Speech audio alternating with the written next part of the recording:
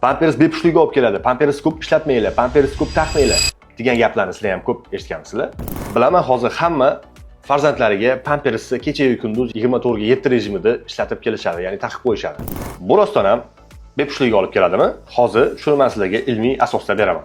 Hali yangi tug'ilgan chaqaloqlarning jinsiy organlari hali noaktiv, ya'ni faol emas holatda bo'ladi. Bolalarning jinsiy organlari 8-10 yoshdan rivojlanishni boshlaydi. Agar bolalaringizni 8-10 yoshidan keyin Pampers taqadigan bo'lsanglar, 24 ga 7, ya'ni kecha-yu kunduz rejimida shu holatdagina bolalarning jinsiy organlarining noto'g'ri rivojlanishiga, ya'ni haroratda normal bo'lmaganligi hisobiga ertaga jinsiy zaiflikka olib kelishi mumkin.